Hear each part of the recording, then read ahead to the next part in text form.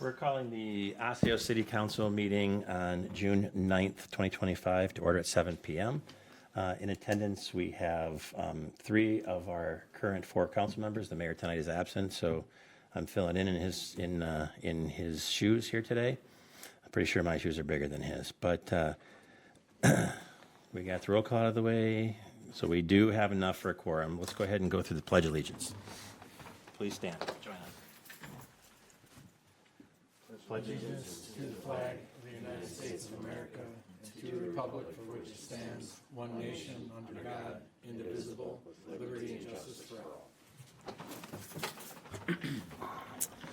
all. All righty, we're looking and need a motion for approval of tonight's agenda. All right, Mr. Cook, Mr. Torres, you want a second? Second. Okay. All right, this motion's been moved and seconded. All in favor? Aye. Aye. Opposed? All right, 3-0 there. Consent agenda. Looks like we have A through F on the consent agenda. Looking for a motion or for someone to remove something for conversation. So moved. Okay. Mr. Torres, you want a second or I'll second? Second. Okay. Motion seconded. Any conversation? No. Hearing none. All in favor? Aye. Opposed? 0. Okay. Motion passes 3-0. Next item, matters from the floor. Did we receive any yellow cards this evening? No, none from me. Okie dokie. Does anybody out here that want to comment from matters from the floor that did not fill out a yellow card? You have a couple seconds to do it. All right. So seeing no yellow cards, we will go on to move on to the next agenda item. Let me get over here. Looks like special business is to accept some donations. Mr. City Administrator, take her away. I will once I get to it. I apologize. I'm a little bit behind. So just give me 1 second. Oh, I went too far. I tell you. Page 37 in the packet, 7A. I know. I'm trying to find it. Thank you. Stop. Okay. So this is whereas the Osseo City Council is generally authorized to accept contributions of real and personal property pursuant to Minnesota statute section 465.03, and whereas the council agrees that said donation would be a benefit to the citizens of Osseo, and whereas the following has proposed this contribution to the city of Osseo and the donation be used for the specific purpose as indicated below. Real Life Cooperative, Osseo, $500 to Night to Unite. All right, thank you very much for that. Council, do you have any comments or do you entertain a motion to accept, and it's going to be a resolution? Mr. Chair, I would like to make a motion to accept the resolution accepting the donation to the city of Osseo. Great, do I have a second? Second. Okay. Motion and second. City Attorney, go ahead and read the roll, please. Thank you, Acting Mayor. This is resolution number 34. Councilmember Torres. Aye. Acting Mayor Schultz. Aye. Councilmember Cook. Aye. All right, resolution passes 3-0. Public hearings, I don't believe we have any. New business, received the 2024 budget audit report. It's going to be riveting. Well, that's not a very nice way to welcome Janelle. I was actually Janelle, saying that it wait was. to hear your report. It's going to be riveting. That's exactly what I was saying. Why you got to do me like that, man? All right. Well, thank you love for audits. having me tonight. Janelle Bitson with Bergen KDV, for those of you that I haven't met before. I'm going to cover with you tonight the reports that we issue as part of the audit process, and then also go through some charts and graphs that show some financial trends. So the first thing is the reports, the first one being the independent auditor's report. This report does state that the financial statements are management's responsibility, so we're relying on your staff to pull the information together, the numbers that go in the statements as well as the disclosures themselves. And then our responsibility is to express an opinion based on the results of our audit. We did issue an unmodified opinion. This is what's considered the clean opinion, or the best that we can offer you on your financial statements. And that provides assurances that your financial statements present fairly in all material respects. The next report we issue is our report in accordance with government auditing standards. These standards require us to look at internal controls over financial reporting, as well as compliance with various laws, regulations, contracts, and grants. When it comes to internal controls, we had 2 items to report. The first one being the lack of segregation of accounting duties. And you've seen this in the past due to the limited staff that you have within the accounting office and duties that are overlapping.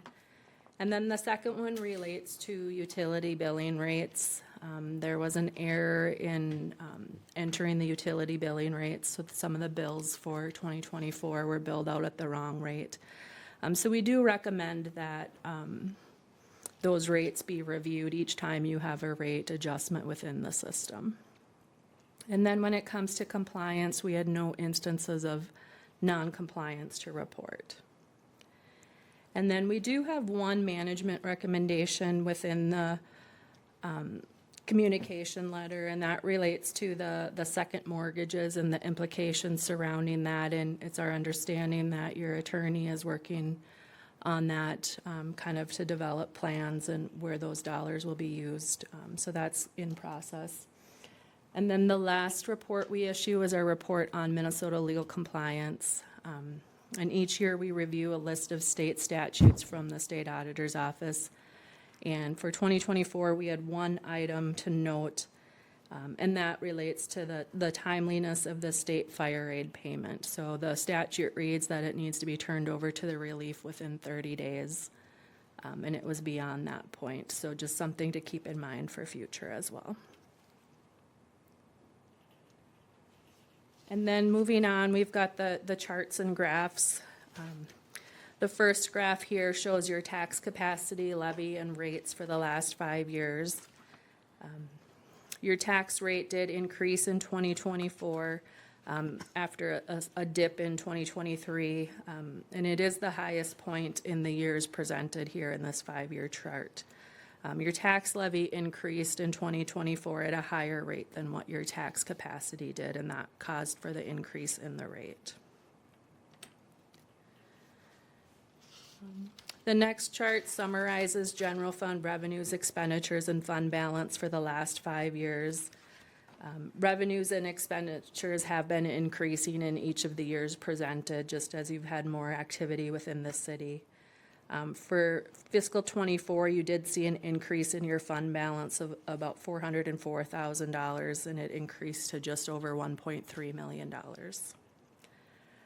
The unassigned portion of that fund balance makes up about 30% of your next year's budget. The city policy calls for 40 to 50% of the next year's budget in the unassigned category, so you are a little below what the city policy is for that as well. And then moving on, we've got a chart that shows general fund sources of revenue. In total, revenues increased about $649,000. The largest component of that being in that tax category. And that tax number, that increase, that includes both the increase in the levy, and it also includes about $270,000 of excess TIF funds that were received. And then you also saw some smaller increases within permit activity and charges for services, just with some of the development or improvements that are going on within the city. The pie chart here shows the different components of revenue as a percentage of the whole. Taxes and intergovernmental revenue, similar to other cities, make up the largest components of your revenue for the general fund.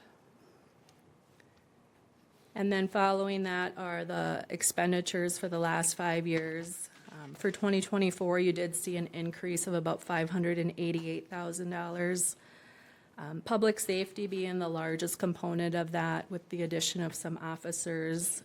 The fire chief is in there as well. You also saw some increases in the general government with some increases in salaries and benefits, which included some severance payouts in there as well. And then we've also got the pie chart that shows by program where the expenditures are being spent. The largest component is the public safety. Again, that's police, fire, and building inspections. And very common also with cities of your size that that's the largest component of your expenditures. And then the next table shows budget to actual results for the general fund. The first two columns of numbers are the original and then the final approved budget. The final budget called for an increase in fund balance of about $13,000.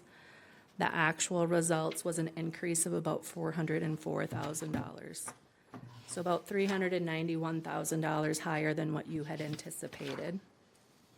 The largest component of that is your revenues being about $153,000 over budget. That first line item there, the taxes and assessments, that variance, again, is the excess TIF dollars that were received. Those were items that weren't budgeted for. Your expenditures, you were within 0.4% of what you had budgeted, so very close to where you had anticipated those would come out.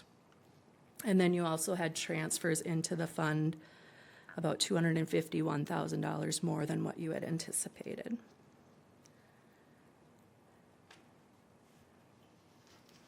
And then the next graph is the water fund.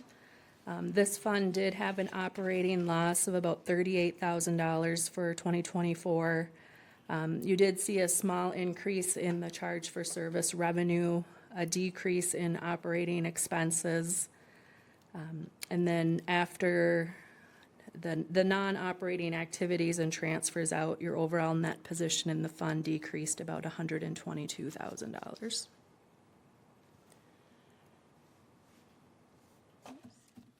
Ahead too fast here, I guess. The next fund is the sewer fund. This fund had an operating loss of about $74,000. You saw a decrease in both the charge for service revenues and the operating expense. And then after the non-operating activity is factored in, net position decreased about $126,000 in this fund. And then the stormwater fund is the last one. This fund had operating income of about $116,000, even after increases in both the charges for services and the operating expenses. And then net position in this fund increased about $68,000. So that's what I had for you tonight, kind of a summary of those funds. Certainly open to any questions if any of you had questions on what we covered tonight or what you got in your council packets. Questions, council? Mr. Acting Mayor. Go ahead. So on the water fund and on the sewer fund, I noticed the number is going down. And do you foresee that to be something that's going to be consistently going down as far as the operating losses? The actual losses are going down or decreasing. So for example, if we go to water fund, 2022, we had a net loss of 44 and some change. Then the next year it was 122, almost 123,000. And then this year dropped to basically 38,000. So I see those numbers decreasing, which is a good thing, right? We don't want operating losses. So I don't even know. And if you can't answer, you can't answer. I was just curious if is this something that is going to continue to decrease, or we just don't know until next year? It kind of depends. I mean, part of that is the rate changes that the city has been implementing. Some of that also is affected by, I know 2023 was affected by the net pension liability. So you get assigned a portion of the state's para pension liability based on what you're contributing. And then depending on how that plan does, the city recognizes part of that. And you're putting part of that into these funds based on where your staff are working too. So I know 23 you had an adjustment that increased the expenditures, and for 24 the adjustment decreased the expenses. So sometimes there's things like that that impact it as well that are out of the city's control. But otherwise, I know that you are reviewing rates regularly to ensure that you're covering the operating costs and stuff. And maintenance items can also play a factor in some of those numbers as well. Right, thank you. Yeah, and just, just to kind of clarify and add a little bit. Currently, the Budget Finance Committee is going through a utility rate study once again. I think the important part, and I appreciate you mentioning the net pension liability, because that's something that's kind of difficult to understand and comprehend, specifically, not only to us, but also to the public, is basically every municipality in the state of Minnesota is getting hit with basically a liability that we owe based on what we do because of whether it be the underperformance or just the fact that the pension accounts to cover everything is just not there. So they're forcing us to carry this on our books, and they're not necessarily charging us extra, but it's kind of sits there and then it has to be dispersed through the different eligible expenses as it relates to the different funds and where we pull salaries and such from. Is that a pretty good way of explaining it? Yep. So it's a tough one. It's a tough one to grasp, especially from the outside looking in. The state just says this is what you owe us because we don't have enough money. So it does tend to skew these numbers a little bit. And then, of course, things like water fund, that's always a little bit, and you'll hear more about this, but that's always very affected by rainfall. So, if we have a specifically wet or a specifically dry year, that directly affects that, which is why we kind of average that for water rate. And you new council folks will get a baptism by fire with that one, because that's a hot topic for everybody. Oh, I can imagine, and right now it's not the greatest weather then in that respect. You already got it. Mr. Cook, you have any questions? All right, I have none. Thank you for the presentation. Appreciate it. Do we need a motion of any sort accepting the resolution? I didn't see that the one's called for. At least not on my agenda. Acting Mayor, I don't know that it's in your agenda, but I typically say go ahead and make a motion Okay. just accepting the report. Okay, I'll go ahead and accept a motion to accept the audit report. So moved. All right, Mr. Torres. Second. All right, so we have a motion and a second. Any additional dialogue? Hearing none, all in favor? Aye. Aye. Opposed? Perfect. Thank you very much again. And I was just going to mention too, my contact information is in the handout that you got tonight. So if you have questions on anything throughout the year of how things work or whatnot, you can always reach out with those Appreciate that. questions. Thank you very much. Okie dokie, moving on. 10B, approved part-time hours increase for city staff needs. Who's got that one? I've got that one. Okay. Council, with the leaving of Mary Lou, we have some hours that could be filled. The current staffing shortage. Our community center coordinator / senior coordinator, Ann Schneider, is offered to work up to 25 hours per week to assist staff, and this is something we did last year also when we had some staff leave. She's currently, like I said, at the community center. She'd work with the assistant city administrator, Alicia Vickerman, to complete tasks that she feels comfortable with in City Hall, and also be at the front desk answering phones and as customers come up to the window. The sharing of the workload will help us all be able to continue to serve the citizens of Osseo while being short-staffed. It'll be an overall budget saving, since we budgeted for that position, administrative assistant position, for the whole entire year. And there is 25 hours per week, will be paid at $17.19 per hour. I just had a quick question on that. How many hours does Ms. Schneider put in working for the seniors a week? I think it's right around 8 or 10. Okay, so they'll keep her underneath 40 hours a week. Yes, You it don't have will. to worry about any overtime liability. Nope. Okay, that was my And main 8 might be expended. I mean, that might be a lot. Okay. So. Council, any additional questions or comments?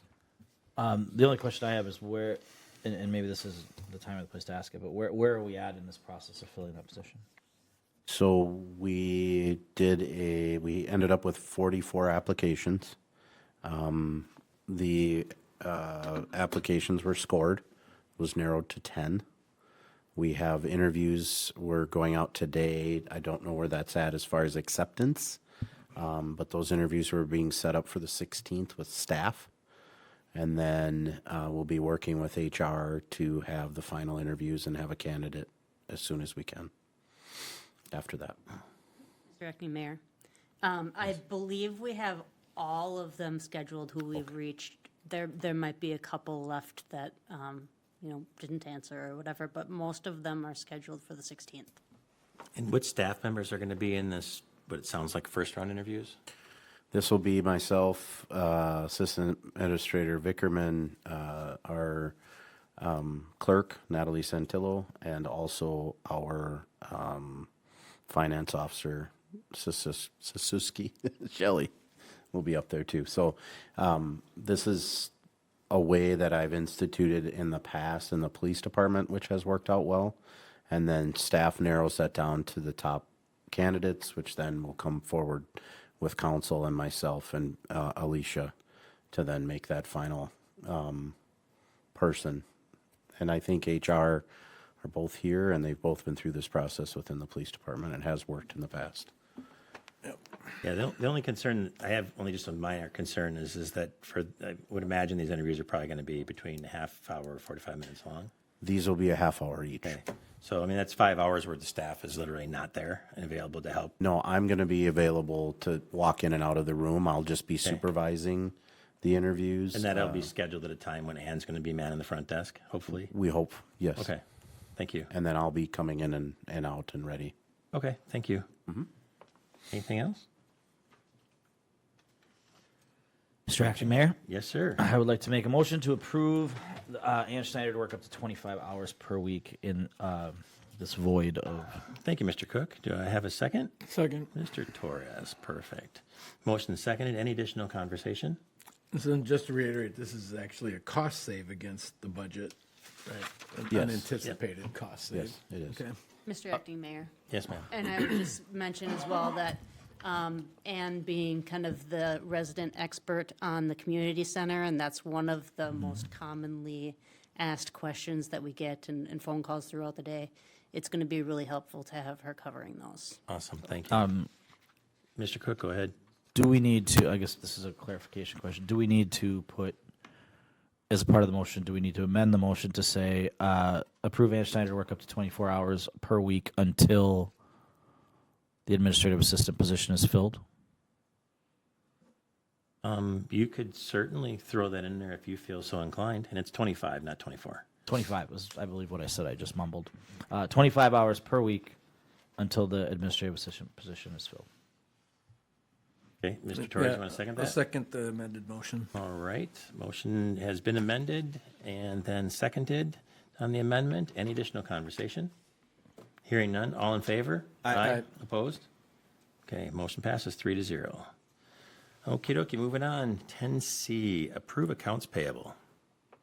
Any questions or concerns on that one? I would like to make a motion to approve the accounts payable. All righty, so we have a motion.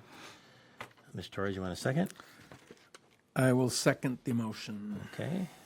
And then I just do want to point out on there that I do have a community center refund that is coming back to me from an event that I hosted for a bunch of businesses in the area.